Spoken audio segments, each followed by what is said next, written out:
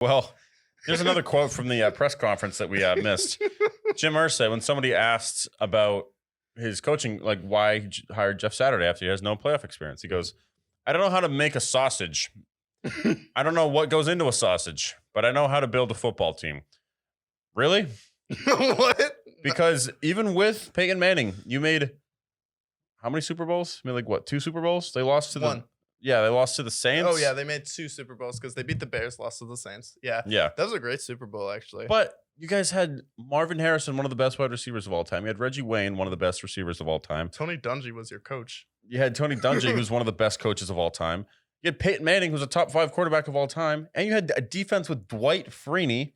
And I know I'm forgetting other guys on that team. Yeah. Those guys were loaded. And I know that they had the Patriots to run into. Don't get me wrong. I'm not fucking whatever. But like. And the Steelers too. Yeah. But it was really a rotation of it's either Brady, Manning, Roethlisberger, or the Ravens. And that was it. Yeah. So you're competing with 4 teams every year. And one thing I'll say is, well, Peyton Manning's defense was always worse, but Brady was also taking pay cuts so he could have a better defense. So who's the better football player? Brady. And it's like Brady was always better than Manning. Manning was really good with his mind, but Brady was smarter. And yeah. Brady's still playing right now, and Peyton retired like 7 years ago. All you need to know about the Colts is that Peyton Manning had his 4th neck surgery. They moved on from him. They got Andrew Luck and ended up working out well. But the very next season of Peyton Manning, he threw for 55 touchdowns. Yeah. So clearly, they don't know how to keep a good team, or they don't know how to. They may know how to build a team, but they don't know how to, make them an actual contender. I'll push back on that because the problem right now is them bringing guys who only have 1 or 2 years left. And Peyton really had only 1 to 3 years where he was really elite. And then at the end of the season, he would start to tail off. The flip side of that is tanking to get someone like Andrew Luck, where if he was still playing right now, could maybe have a Super Bowl or 2 because if Andrew Luck is on that Colts team with Phillip Rivers that ended up going up against the Bills, I think there's a good chance that the Colts win that game.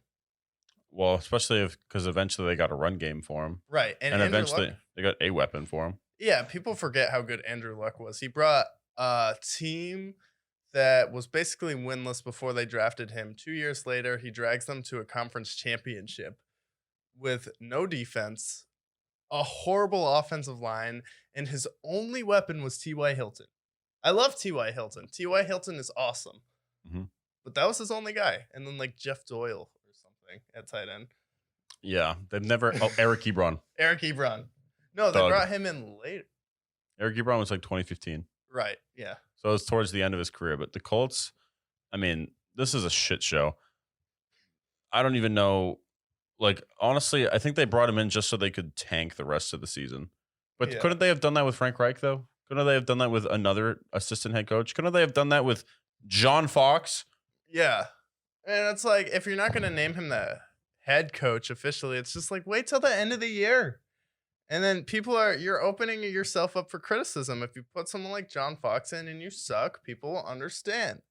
If you name him the head coach and then you hire Jeff Saturday at the beginning of next season, that's fine. People aren't going to understand this. And this is wild. This is just like. This is erratic behavior.